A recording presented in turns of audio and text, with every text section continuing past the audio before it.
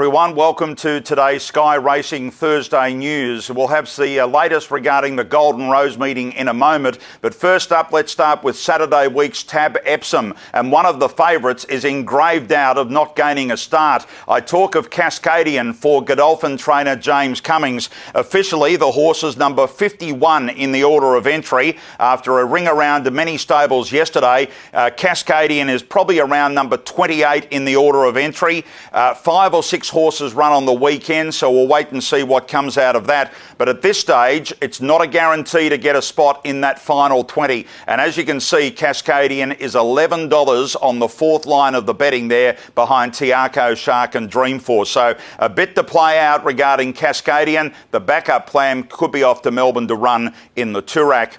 Well, the Golden Eagle, the first time it'll be run on November 2, and at this stage we're looking maybe towards 2 or 3 international horses lining up in the race. Aidan O'Brien, as we know, is sending 10 sovereigns to line up in the Everest, hopefully. Well, this could be his horse in the Golden Eagle. In the striped cap to the outside, Never No More. Here it runs close behind a good horse called Ma Moon. It beats that horse on this occasion. It's got recent form around him as well in his most recent run, and the likelihood is at this stage he could end up going into quarantine a week today. We're going to take you through the first few pages of the Golden Eagle market. At this stage, Never No More is at about $26. Richard Hannon has got a horse called Beat Le Bon that could easily go into this race, and a horse also out of Ireland called I Am Superman that it's also around $26. So we'll know more when those horses have to go into quarantine by this time next week.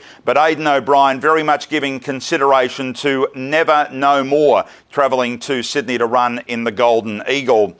Well, Santa Ana Lane had an important jump out today at Flemington in the build-up to its first up run, whether that be Sydney or Melbourne on Saturday week. Santa Ana Lane, of course, was scratched from last weekend because of the wet track in Sydney. We know how powerful he is. Here he is winning the TJ Smith. The jump out this morning, Santa Ana Lane worked strongly through the line. The jump out was only over 800 metres, but he went strong through it. He had a little bit of a blow. The weather will be the determination of where he runs first up. It's the Gilgai or the Premier, Melbourne and Sydney on Saturday week. As we know, Santa Ana Lane is at $6 at this stage. In Her Time had a jump out this morning, and Brenton Abdullah has been booked to take the ride in the Everest.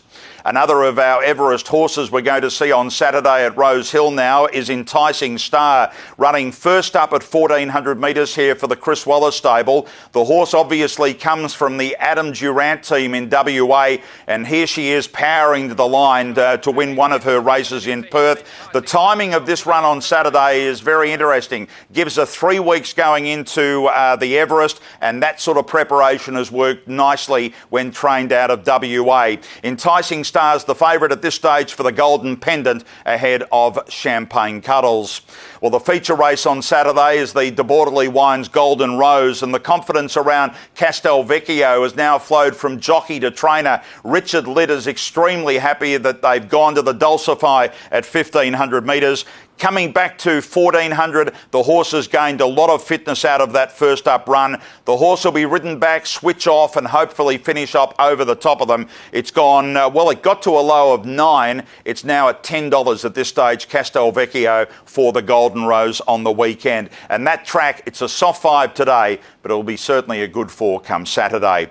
Lots of other news on social media, including a snippet around Jonker, who's heading towards the Silver Eagle. It'll be running in Brisbane on Saturday.